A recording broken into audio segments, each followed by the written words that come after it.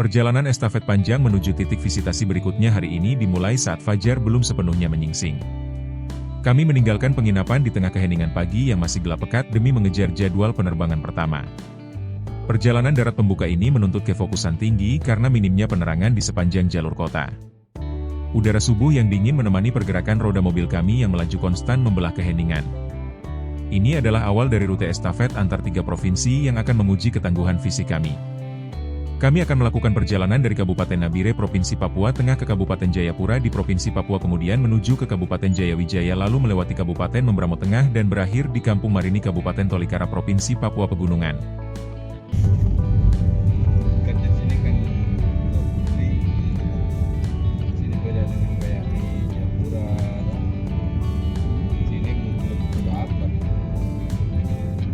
Di Merauke malah 15, Pak. 13. Di sepanjang rute jalan raya, aktivitas pagi masyarakat lokal tampak masih sangat lengang dan sepi. Hanya beberapa kendaraan milik para pekerja pagi yang sesekali melintas. Suasana kota transit di waktu sepagi ini selalu memberikan ketenangan tersendiri sebelum kesibukan logistik dimulai. Keheningan ini menjadi momen bagi kami untuk mempersiapkan mental sebelum menembus rangkaian rute udara. Perlahan, bayang-bayang siluet bangunan kota mulai bergeser di balik kaca jendela mobil.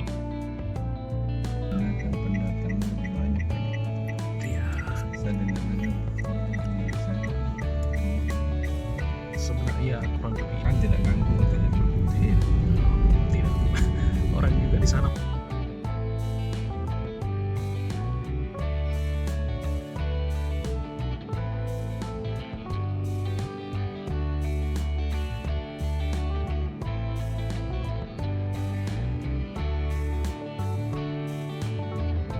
Kendaraan kami akhirnya mulai melambat saat roda-roda mobil mendekati area gerbang bandara tujuan.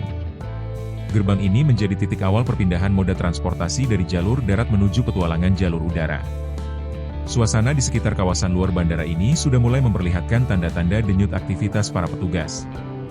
Gerbang bandara di pedalaman bukan sekadar fasilitas transportasi, melainkan urat nadi utama penghubung pulau, provinsi, kabupaten, bahkan antar distrik atau kecamatan.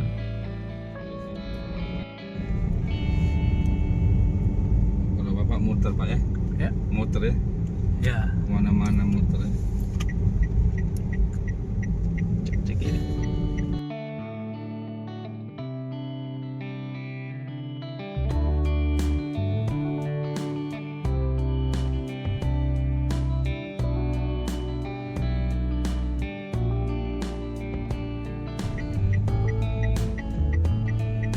Kami melangkah masuk untuk melakukan proses lapor diri atau check-in di Bandara Do Aturure Nabire.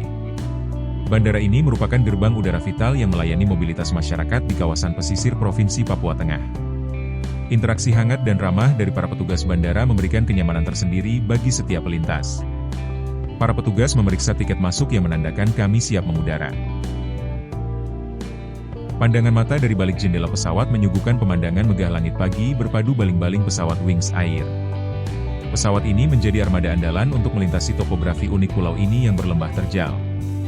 Putaran baling-baling mekanisnya melambangkan ketangguhan teknologi dalam menaklukkan batas-batas isolasi geografi lokal. Deru mesin dan baling-baling menjadi penanda bahwa perjalanan udara babak pertama telah dimulai.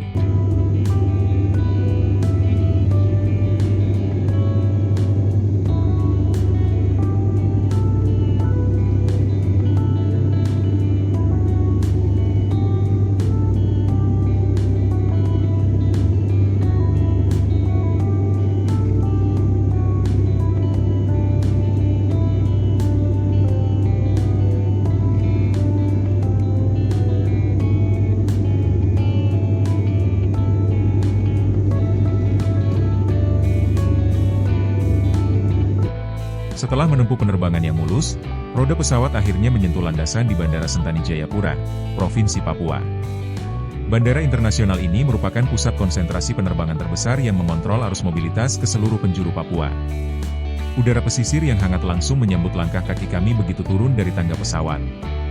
Arsitektur bandara yang megah mencerminkan kemajuan infrastruktur modern di gerbang utama daratan ini. Kami berjalan menyusuri lorong kedatangan bersama penumpang lain yang datang dari berbagai daerah.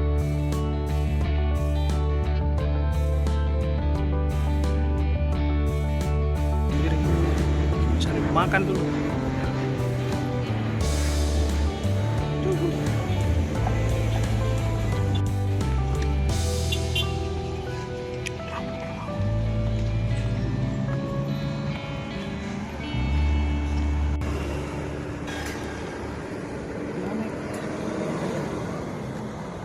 Kami berjalan keluar meninggalkan gedung terminal penumpang untuk mencari jasa transportasi ojek di luar area. Jasa ojek motor di sekitar Sentani menjadi pilihan paling praktis untuk menembus kepadatan jalur raya dengan cepat.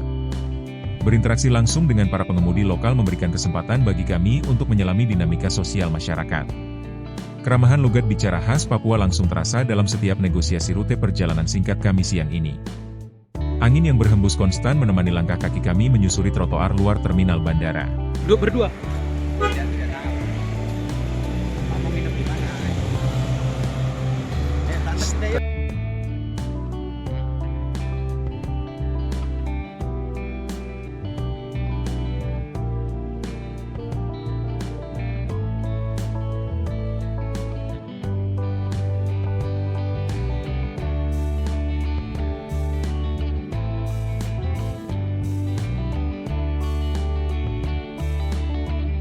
Ketika malam tiba, kami berburu kuliner menggunakan angkutan umum khas Jayapura Sentani, yaitu mobil jenis L300. Mobil minibus ini menjadi urat nadi transportasi massal legendaris yang menghubungkan distrik-distrik di sekitar danau di kota Sentani maupun Jayapura. Gaya mengemudi para sopir yang lincah bermanuver memberikan sensasi tersendiri bagi setiap penumpang baru. Lampu-lampu kota Sentani mulai menyala meskipun tak seterang lampu di ibu kota, menghiasi perjalanan malam berburu makan malam kami sebelum beristirahat.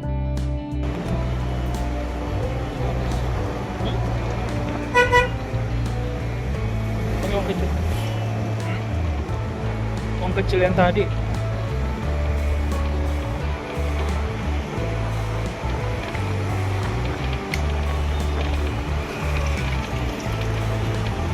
Tadinya kata 2 malam, bisa ada sampai besok.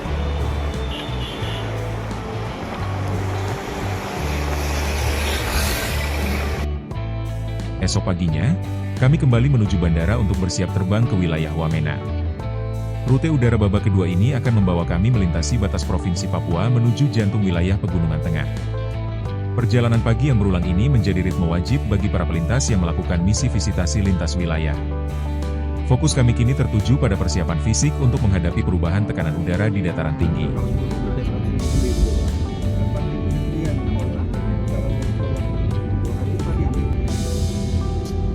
Tidak, Mas.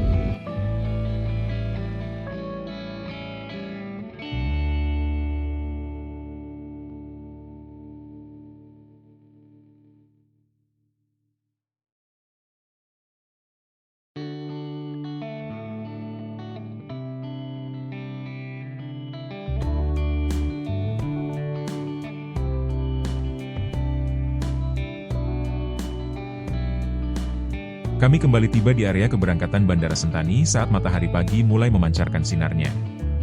Aktivitas di pintu masuk terminal sudah tampak jauh lebih padat dibanding kunjungan kami di hari sebelumnya. Antrean para penumpang dari berbagai latar belakang budaya menjadi potret nyata keberagaman di simpul transportasi ini.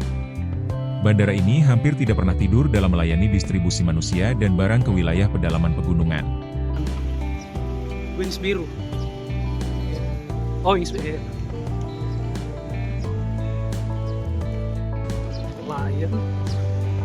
Lion, terus Atik. Wah, itu di mana? Malindo itu bukannya di...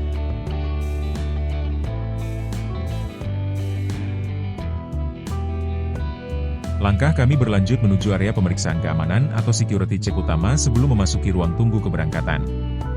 Di titik ini, seluruh penumpang dan barang bawaan wajib melewati mesin pemindai X-ray secara ketat demi mematuhi prosedur keselamatan penerbangan.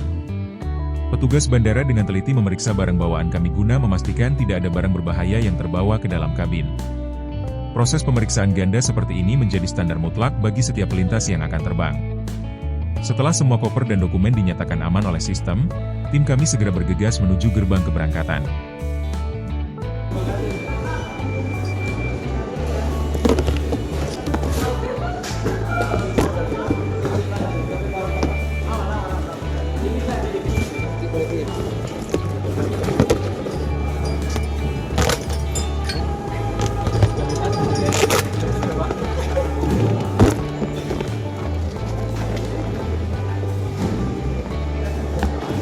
Suasana di dalam ruang bus apron ini terasa sangat lengang karena armada bus pertama sudah diberangkatkan lebih awal ke landasan. Hanya ada sedikit orang di dalam kabin bus bersama rombongan tim kami yang masih menunggu kedatangan beberapa penumpang sisa lainnya. Sembari menunggu, kami dapat melihat aktivitas ringan di area landasan seperti kendaraan pengangkut barang logistik yang hilir mudik. Dari kejauhan, terlihat pula 1 atau 2 pesawat besar yang sedang menaikkan atau menurunkan penumpang melalui garbarata terminal utama. Setelah seluruh penumpang sisa naik dan pintu bus ditutup rapat, kendaraan perlahan bergerak maju mengantar kami menuju armada.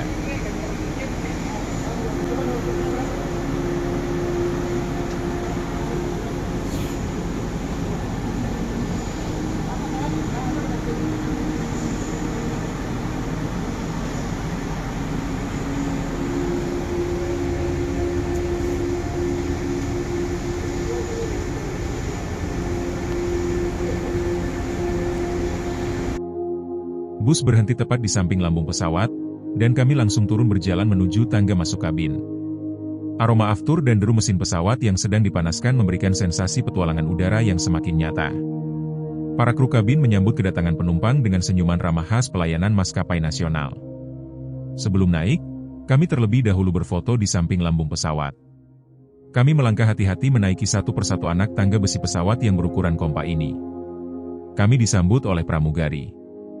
Memasuki ruang kabin, seluruh penumpang segera mencari nomor kursi masing-masing dan merapikan barang bawaan di kompartemen atas.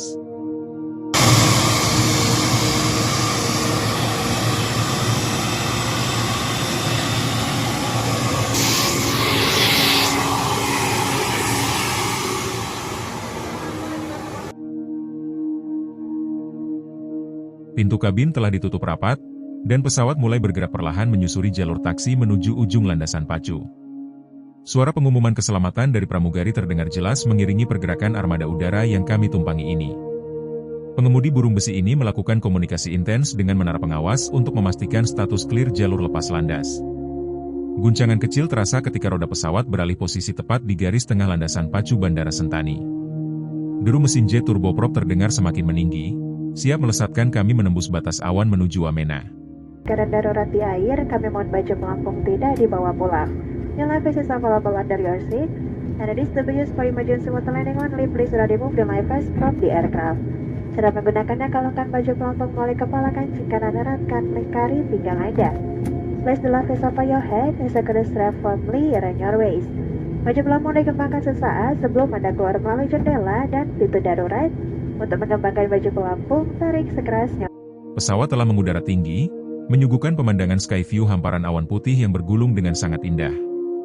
Di bawah lapisan awan, terbentang belantara hutan hujan tropis dan lekukan sungai-sungai besar Papua.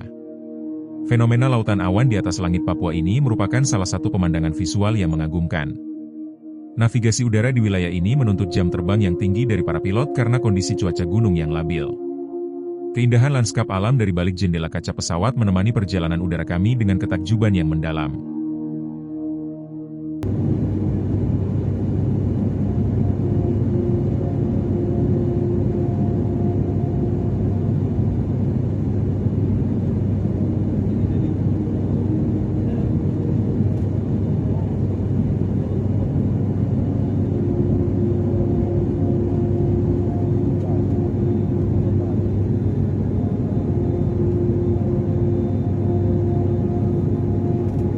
Roda pesawat akhirnya menyentuh landasan pacu Bandara Wamena di tengah guyuran air hujan yang cukup deras. Selamat datang di ibu kota Provinsi Papua Pegunungan, sebuah kota lembah subur yang berada di ketinggian ribuan meter. Guyuran hujan sore ini langsung menurunkan suhu udara kota menjadi sangat dingin menusuk permukaan kulit luar. Struktur bangunan terminal Bandara Wamena yang modern terlihat kokoh berdiri di balik pekatnya kabut air hujan. Kami bergegas turun menembus rintik air menuju area terminal kedatangan dengan langkah kaki yang dipercepat. Seorang staf bandara memberikan kami payung agar tidak kehujanan saat masuk terminal. Payung tiba di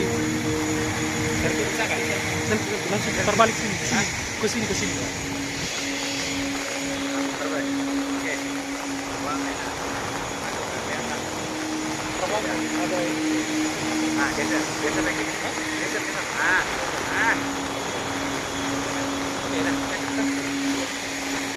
Langkah kaki kami berlanjut menuju area parkir luar terminal untuk menemui kendaraan jemputan tim kami. Sebuah mobil Mitsubishi Stratada berpenggerak 4 roda telah bersiap mengambil alih tongkat estafet perjalanan darat ekstrim. Jenis kendaraan kabin ganda seperti ini merupakan armada wajib untuk menaklukkan jalur Trans Papua yang terkenal terjal. Pengemudi lokal yang berpengalaman menyambut kami dengan jabat tangan erat tanda kesiapan memulai ekspedisi darat.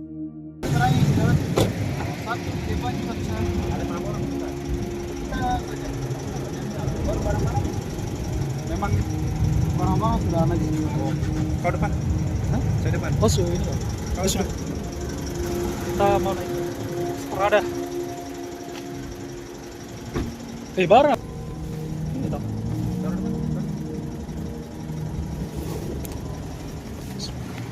Hujan jadi.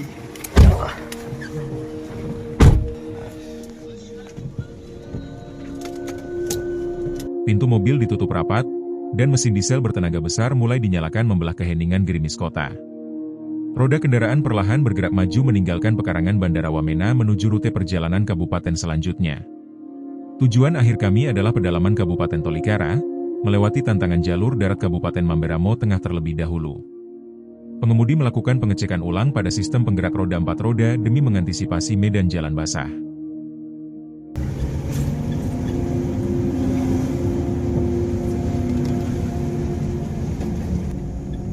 Strada ini. Strada. Iya. Rata-rata Strada ya? Iya. Ini Strada. Oh, di sini. Di sini paling banyak Strada, tapi Triton paling banyak.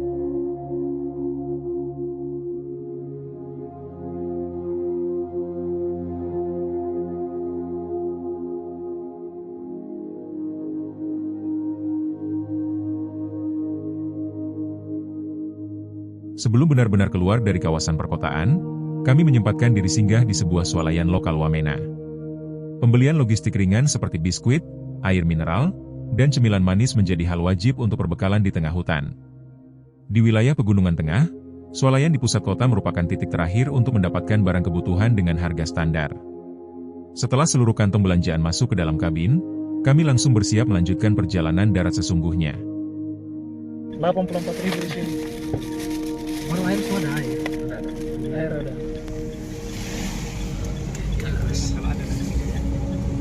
Iya, mudah-mudahan ada di sini.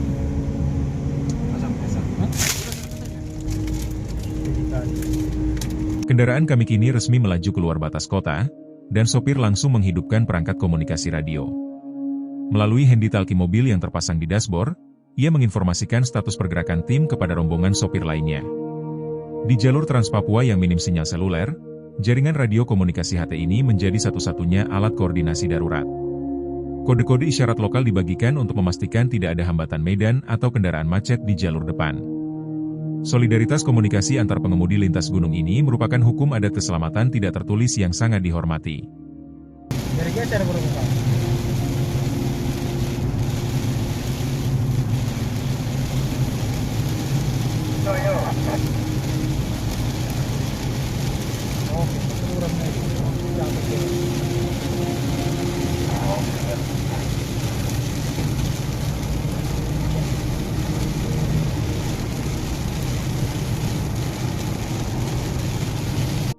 Laju mobil Strada melambat ketika kami tiba di sebuah pos penjagaan keamanan di jalur keluar wilayah. Sopir turun ke pos dan menyampaikan izin melintas secara sopan kepada petugas jaga yang berjaga di pos. Prosedur pelaporan ini sangat penting dalam budaya perjalanan Papua demi mencatat data kendaraan yang melintasi jalur pedalaman. Komunikasi yang ramah dan transparan memastikan rombongan kami mendapatkan restu perjalanan yang aman dari otoritas wilayah setempat. Setelah itu, mobil kembali dipacu membelah jalur hijau. Tapi kayaknya kalau Tolikara belum gunung-gunung aslinya ya. Belum. Kalau Tolikara jam begini kita naik sudah kabut di puncak itu. Oh ada puncaknya juga. Oh itu berarti sudah pegunungan ya? Dingin sekali kalau ke sini.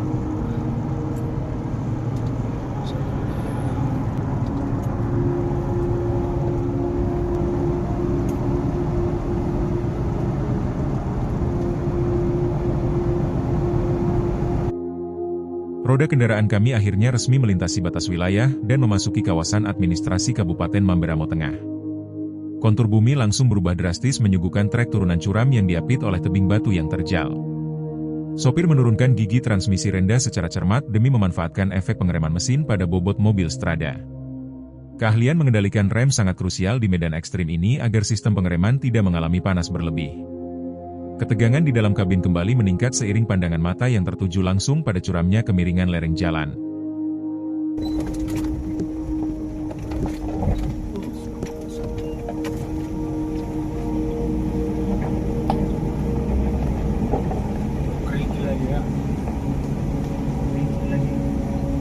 Bagusnya di sini karena punya batu jadi enak.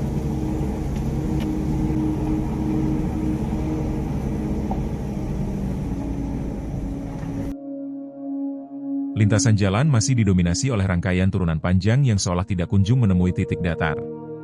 Pengemudi tetap menjaga fokus penuh, mengarahkan roda mobil mengikuti alur pengerasan tanah jalan yang basah. Di wilayah pegunungan Mamberamo Tengah, struktur geometris jalan dibuat meliuk-liuk ekstrim demi memotong kecuraman bukit batu. Setiap detik berkendara menuntut sinkronisasi yang sempurna antara injakan pedal rem dan putaran setir kemudi mobil. Keheningan hutan pedalaman hanya terpecahkan oleh deru berat suara knalpot mesin diesel Strada yang bekerja keras.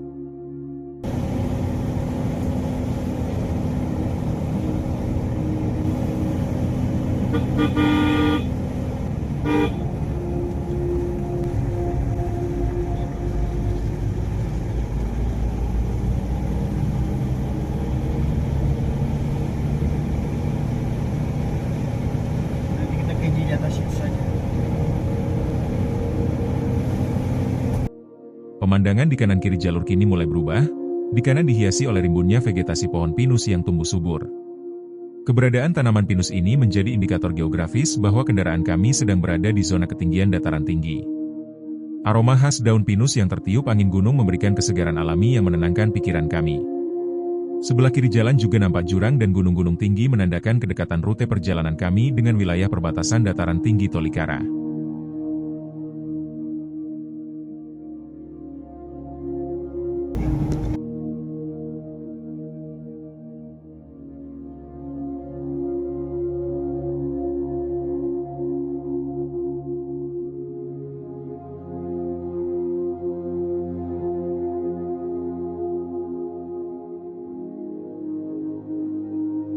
Karakteristik lintasan Trans Papua kini mulai bervariasi dengan kombinasi turunan tajam, lubang dalam, serta jalur yang menyempit. Medan jalan yang tidak menentu ini memaksa pengemudi bodi mobil harus lincah bermanuver zigzag. Sisi luar jalur langsung berbatasan dengan jurang dalam yang tertutup rapat oleh rimbunnya semak-semak. Ketahanan fisik kendaraan diuji secara maksimal saat suspensi mobil berulang kali meredam guncangan keras lubang jalan. Setiap meter kemajuan perjalanan darat ini dipenuhi oleh kewaspadaan tingkat tinggi demi menghindari potensi slip roda.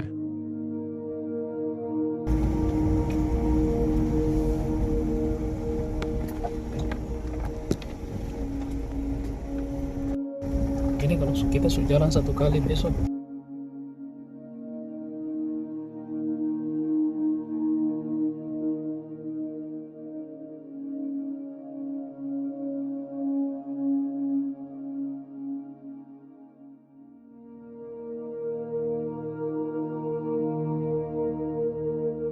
Jalur di depan semakin menyulitkan pergerakan kendaraan karena kondisi jalurnya yang menikung tajam sekaligus rusak berat. Lebar badan jalan yang menyempit membuat ruang manuver mobil kabin ganda menjadi sangat terbatas dan presisi. Sopir sesekali menekan tombol klakson sebelum tikungan sebagai peringatan bagi kendaraan lain dari arah depan. Pengerasan jalan yang hancur meninggalkan serpihan batu tajam yang rawan merusak lapisan karet ban mobil. Kecepatan mobil terpaksa dikurangi hingga titik terendah demi merayap aman menembus lekukan bukit batu ini.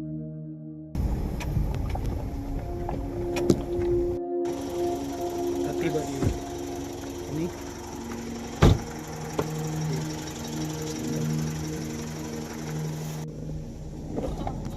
Gas. Kali di bawah jadi.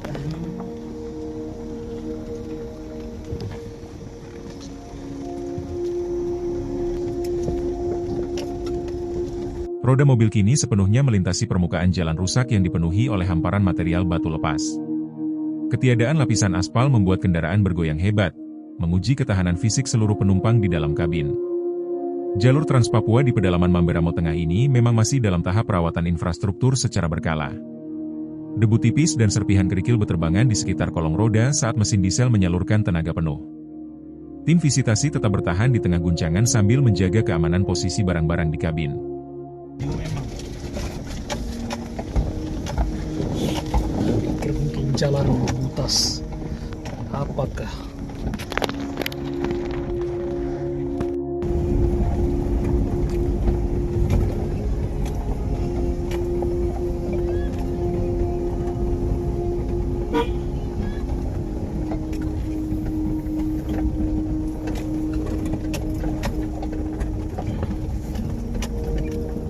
Permukaan jalan di bawah roda menyerupai sisa aspal lama yang hancur atau sekadar pengerasan makadam.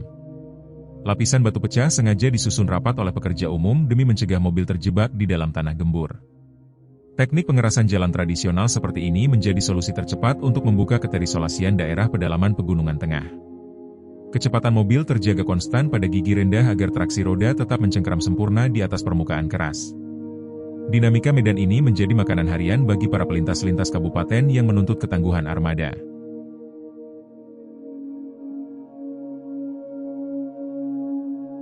Jalur ekspedisi darat kami diuji oleh penampakan jembatan kayu tradisional yang kondisinya sudah mulai rusak. Lembaran papan kayu yang menjadi alas jembatan terlihat mulai lapuk dan bergeser akibat beban kendaraan berat. Melintasi jembatan darurat seperti ini di atas aliran sungai deras menuntut keberanian dan presisi berkendara yang tinggi. Dengan perlahan dan pasti, roda mobil kami merayap maju melintasi jembatan kayu diiringi suara derit papan kayu. Harapan menikmati aspal mulu sirna karena trek di depan menyuguhkan kondisi jalan tanah hancur total tanpa pengerasan. Aliran air gunung yang meluap ke tengah jalan disinyalir menjadi penyebab utama rusaknya struktur fondasi lintasan. Mobil harus merayap ekstra hati-hati memilih celah tanah padat agar bodi bawah mobil tidak terbentur batu raksasa. Realita geografi pedalaman Papua membuktikan bahwa alam memiliki kekuatan besar dalam mengubah kondisi jalur darat. Kami bersabar membiarkan pengemudi lokal mendemonstrasikan keahlian terbaiknya menaklukkan rintangan jalan berkerikil lepas ini.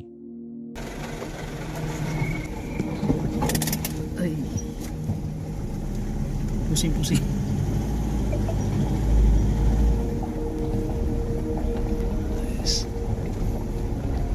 Jembatannya dikasih atap. Itu dulu yang bikin itu Satgas itu, Satgas dari poster, dari ada yang dari Makassar, dari Aceh. Keesokan paginya, kami bangun awal untuk berjalan-jalan menyusuri keasrian lingkungan Kampung Marini Bokondini. Cahaya matahari pagi mulai menyelinap di sela perbukitan, memperlihatkan keindahan pemukiman pedalaman Tolikara yang asri. Udara bersih tanpa polusi menyegarkan paru-paru kami di sepanjang jalur tanah perkampungan yang masih sunyi. Rumah-rumah sederhana warga berjejer rapi dikelilingi oleh bentangan pagar kayu tradisional yang khas dan unik. Jalan santai pagi ini memberikan perspektif humanis yang mendalam tentang kedamaian hidup masyarakat di Pegunungan Tengah. Kabut, pemirsa.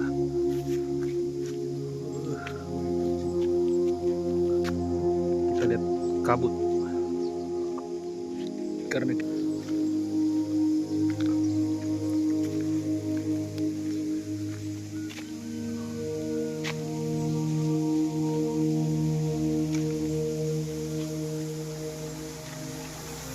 di sepanjang tepi jalan kampung, kami menemukan fakta unik mengenai harga material tumpukan batu alam. Satu tumpukan batu konstruksi di wilayah ini dihargai berkisar antara 1,5 juta hingga 2 juta rupiah. Variasi harga yang tinggi ini sangat bergantung pada ukuran tumpukan batu serta lokasi kemudahan akses pengangkutannya. Tingginya biaya material bangunan di pedalaman Tolikara disebabkan oleh sulitnya tantangan jalur transportasi darat lintas kabupaten. Informasi berharga ini membuka mata kami akan tingginya nilai perjuangan pembangunan fasilitas pendidikan di sini. 3 juta. Nah, itu jadi salah satu. Nah, kalau mau ada yang mau pesan tinggal ini saja. Bisa langsung chat, nanti kita pesan sama warga di sini. Tuh, ini suasana pagi yang cerah.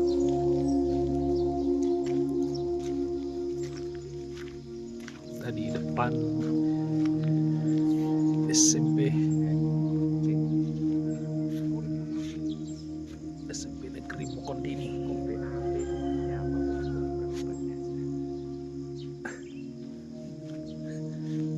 Badan akreditasi pusat.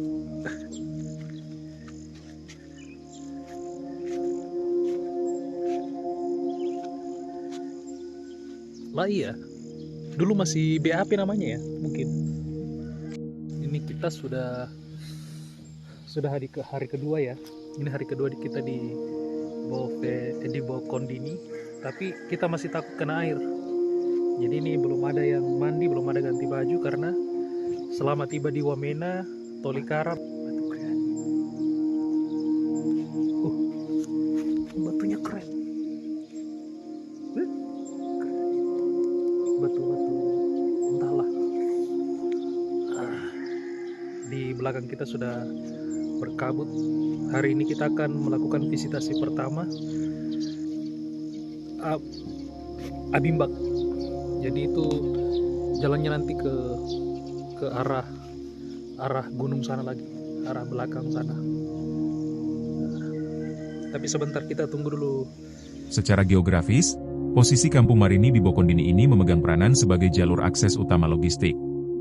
Kampung ini menjadi titik simpul penting yang menghubungkan lalu lintas dari kota Wamena menuju Kampung Abimbak. Selain itu, jalur ini juga menjadi rute penghubung vital bagi warga yang ingin menuju ke distrik Arubaga, kota Tolikara. Mobilitas warga dan kendaraan logistik yang melintas menjadikan kawasan ini sebagai urat nadi pergerakan di Pegunungan Tengah. Itu jalan menuju Wamena. Oh, ada kursinya. Bukan, saya kira jongkok begitu di atas. Jalan ke Wamena.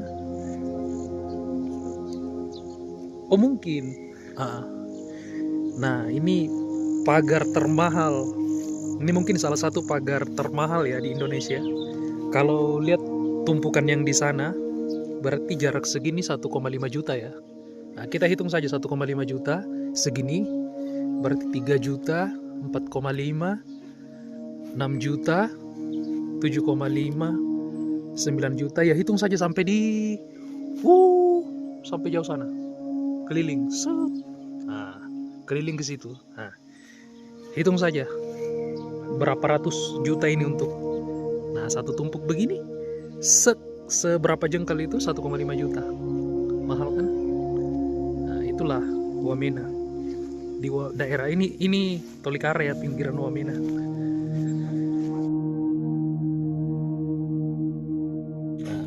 Pandangan kami tertuju pada arsitektur pagar tradisional warga Kampung Marini yang terlihat sangat unik. Pagar pembatas lahan dan rumah ini dirangkai kokoh dari bilah kayu alami yang disusun rapat secara vertikal. Bagian atas pagar sengaja ditutupi oleh potongan daun pohon pinus kering sebagai pelindung dari air hujan. Adaptasi budaya lokal ini memanfaatkan material alam sekitar untuk memperpanjang usia ketahanan kayu pagar dari pembusukan alami. Keunikan visual pagar pinus ini memberikan karakteristik estetika fajar pedalaman Tolikara yang sangat khas dan artistik. Daun itu, itu daun sagu kah? Itu daun apa ya? Nah, seperti ini. Jadi rata-rata pagar itu bentuknya seperti ini. Nah, di atas itu berkabut.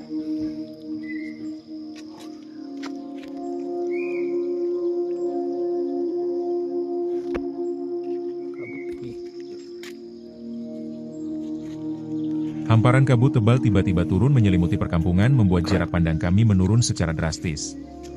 Situasi alam ini menjadi tantangan tersendiri karena pagi ini kami harus bersiap melakukan perjalanan visitasi. Jalur ekstrim menuju sekolah sasaran di pedalaman menuntut kesiapan mental dan performa kendaraan.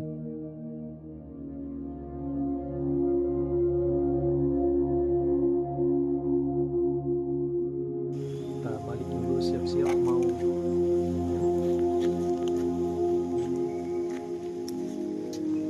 Kabut semakin pekat. Tapi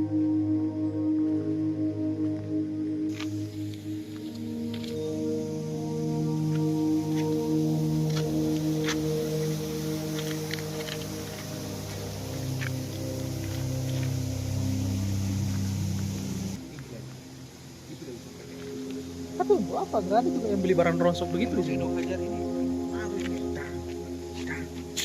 Di balik kabut yang temaram, kami melihat geliat aktivitas pagi warga lokal yang mulai berjalan kaki.